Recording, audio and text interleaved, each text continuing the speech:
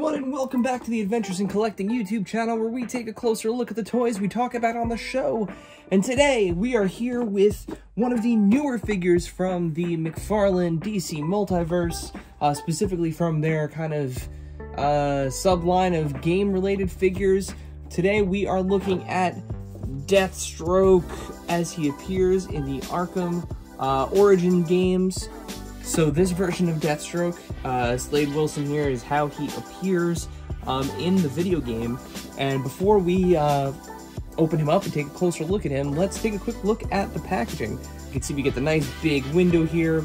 This is our usual boxing that we have, or packaging that we have for, for the DC Multiverse figures.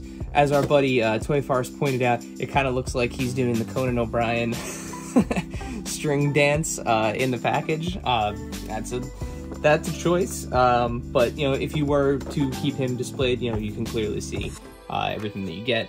On the spine, we do have the Batman Arkham Origins Deathstroke, and then on the back we do have, as he appears in the game, the actual game art, along with the cross cell here at the bottom. They're including him in that that first wave of Dark Knight's metal, so with Devastator, and, you can see it across the bottom.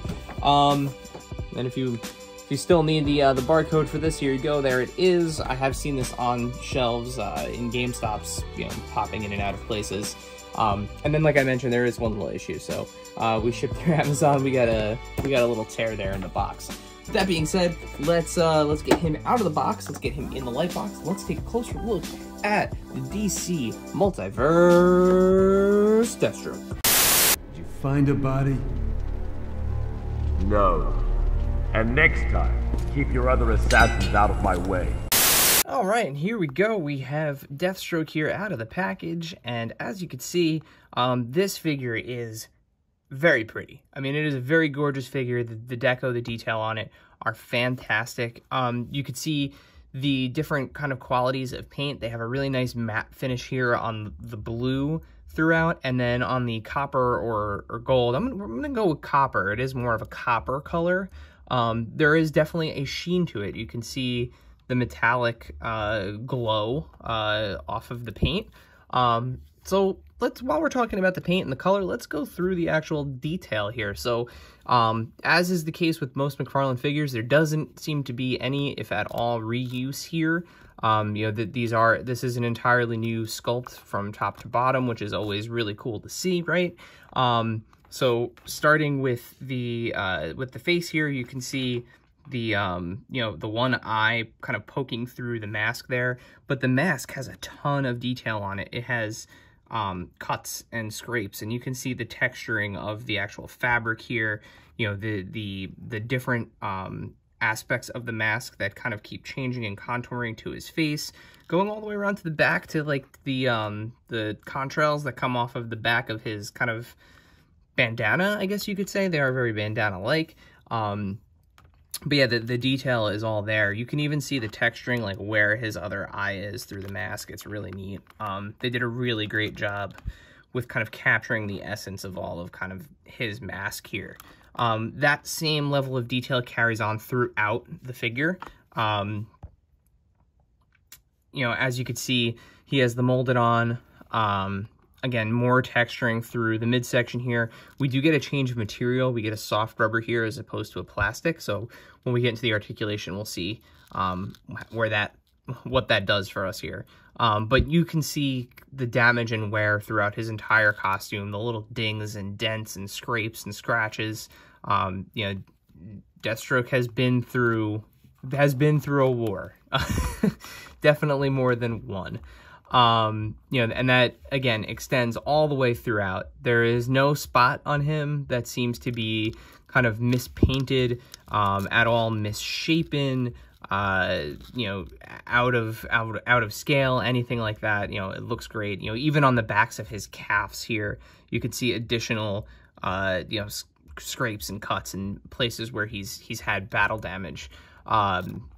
Into the arms, we have his full array of artillery here. Again, we'll get into that. And then on his back, we do have a interesting scabbard of sorts.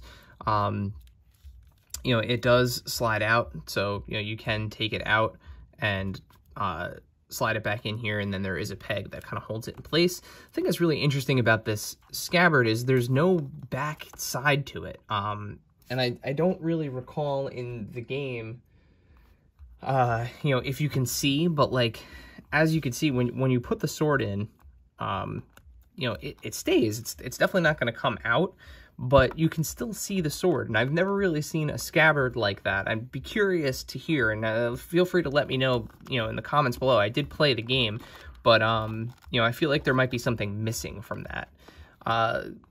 While we're talking about his sword, let's talk about the other accessories that he comes with, because they are few. He gets the sword, the katana, as you could see, you know, currently mounted in his back scabbard here. Then, like all the other DC Multiverse figures, you do get a trading card, you know, with the art from the video game on it, as well as a description of the character, you know, his data file, and then you do get a base.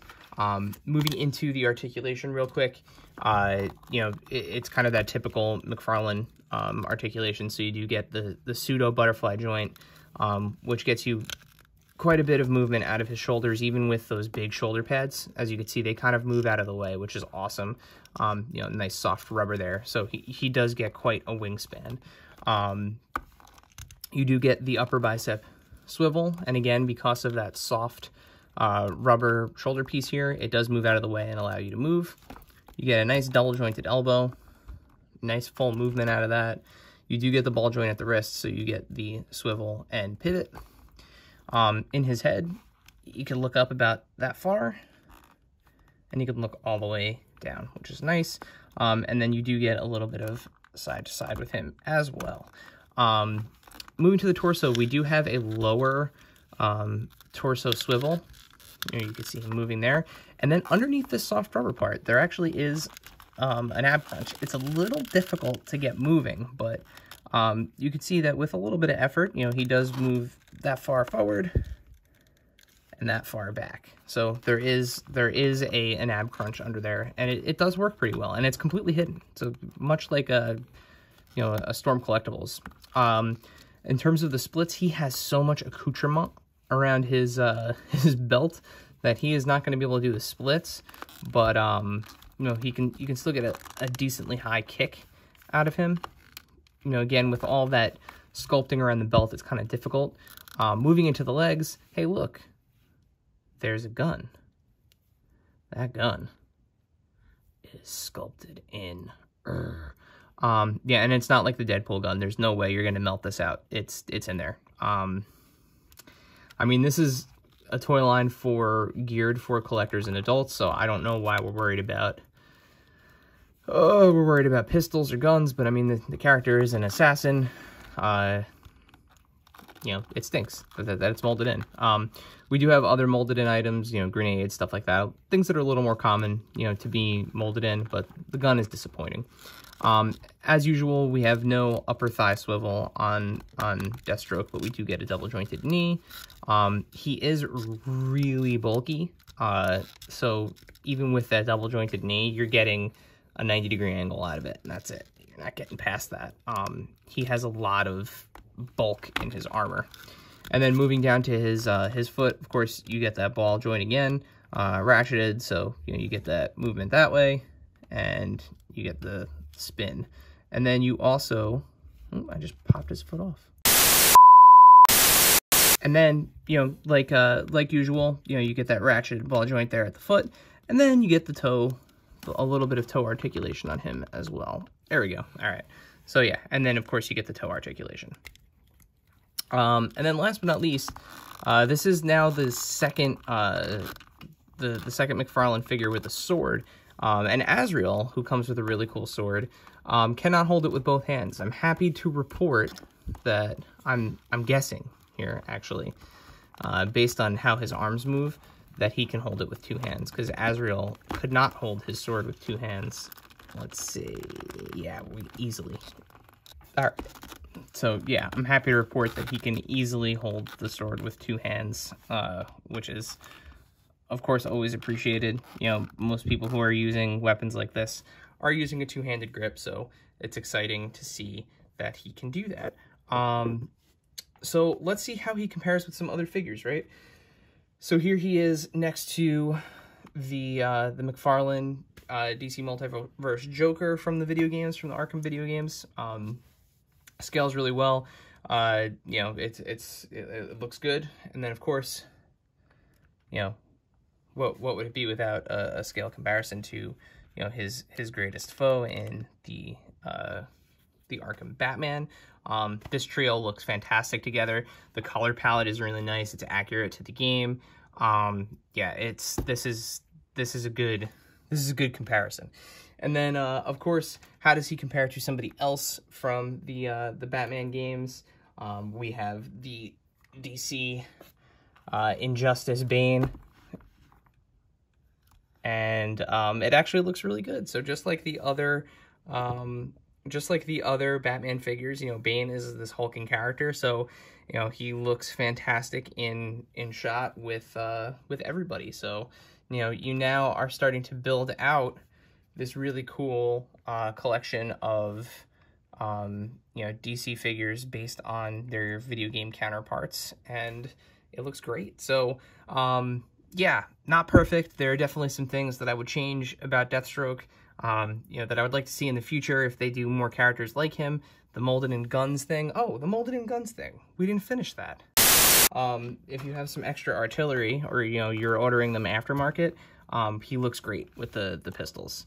So if you have them, they'll definitely he'll definitely pull off the look with them. So that being said, let's flip around to the other view and let's wrap this up.